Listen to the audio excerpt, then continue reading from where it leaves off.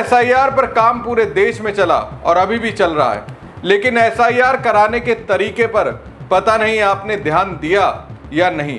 लेकिन मैंने जो पैटर्न नोटिस किया उससे ऐसा लगता है कि कहीं ना कहीं बीजेपी खुद भी ज्ञानेश कुमार की अगुवाई वाले चुनाव आयोग की कार्यशैली से नाराज है।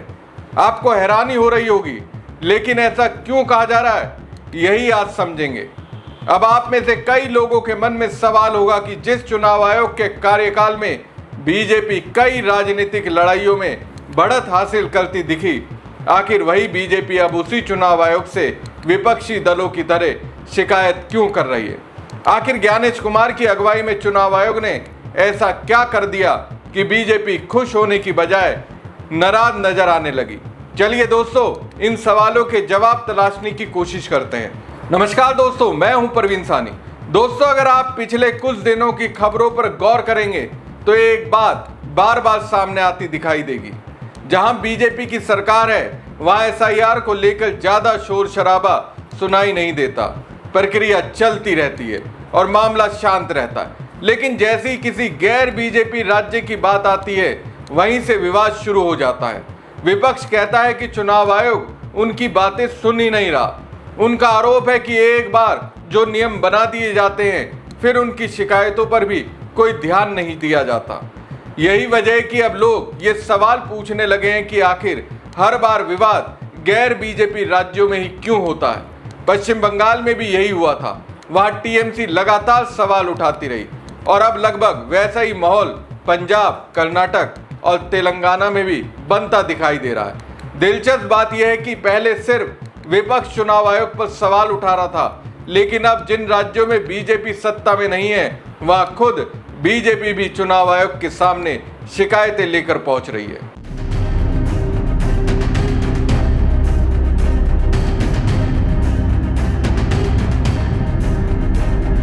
अब जरा इन राज्यों को एक एक कर समझते हैं।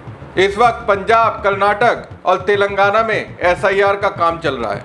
तीनों राज्य में बीजेपी की सरकार नहीं है और तीनों जगह बीजेपी का दावा है कि एसआईआर जिस तरीके से होना चाहिए उस तरीके से नहीं कराया जा रहा। बीजेपी का कहना है कि कई जगह नियमों का पालन नहीं हो रहा है, इसलिए चुनाव आयोग को पूरे मामले की जांच करनी चाहिए। सबसे पहले पंजाब की बात करते हैं। कुछ ही महीनों बाद यहाँ विधानसभा चुनाव होने हैं, इसलिए एसआईआर को लेकर राजनीति भी गर्म हो गई है। बीजेपी की पंजाब इकाई ने चुनाव आयोग को शिकायत भेजकर आरोप लगाया है कि एसआईआर के बहाने राज्य सरकार अपनी योजनाओं का प्रचार कर रही है।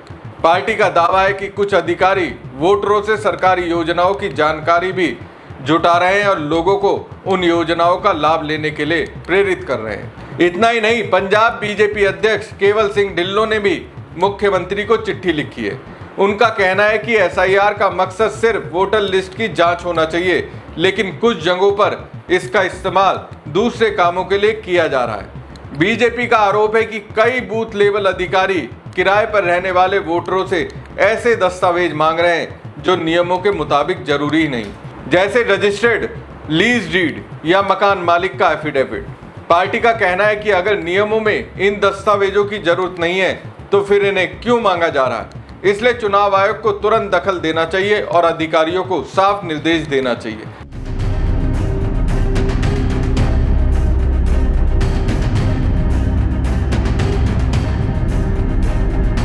अब चलते हैं कर्नाटक।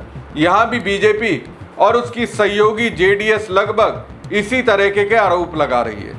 उनका कहना है कि कई जगह अधिकारी घर घर जाकर सत्यापन ही नहीं कर रहे, बल्कि वोटरों को कम्युनिटी हॉल, मस्जिदों और कुछ अधिकारियों के घर बुलाकर सूचियों वाले फॉर्म भरवाए जा रहे हैं। बीजेपी का कहना है कि यह तय प्रक्रिया से अलग तरीका है। यहां बात खत्म नहीं होती।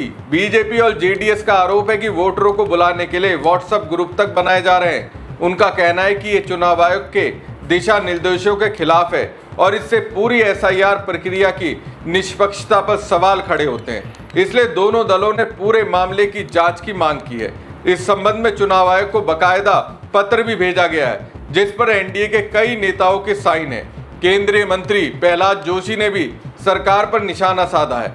उनका आरोप है कि पूरी सरकारी मशीनरी का इस्तेमाल किया जा रहा है। उन्होंने कहा कि कई जगह एसआईआर की प्रक्रिया मस्जिदों और दूसरे स्थानों पर चलाई जा रही है, जबकि ऐसा नहीं होना चाहिए। उनका ये भी कहना है कि कई बूथ लेवल अधिकारी खुद इस प्रक्रिया को लेकर कंफ्यूजन में हैं। हालांकि दूसरी तरफ मुख्यमंत्री डीके शिव कुमार ने इन सभी आरोपों को पूरी तरह खारिज कर दिया। उनका कहना है कि उनकी सरकार ने एसआईआर में कोई दखल नहीं दिया है और ना ही देगी। कांग्रेस का भी कहना है कि ये सिर्फ सरकार को बदनाम करने की राजनीति है।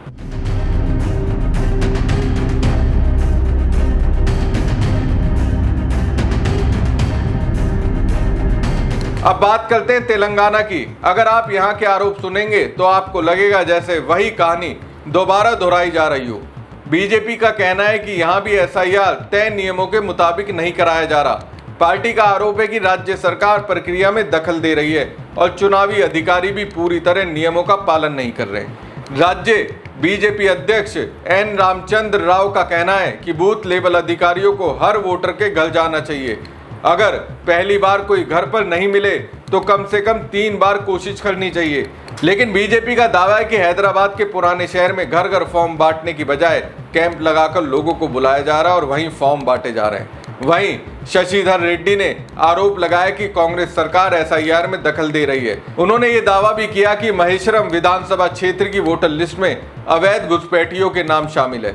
इसी के साथ बीजेपी ने चुनाव आयोग से मांग की है कि एसआईआर के लिए 1 महीने का अतिरिक्त समय दिया जाए ताकि पूरी प्रक्रिया सही तरीके से पूरी हो सके।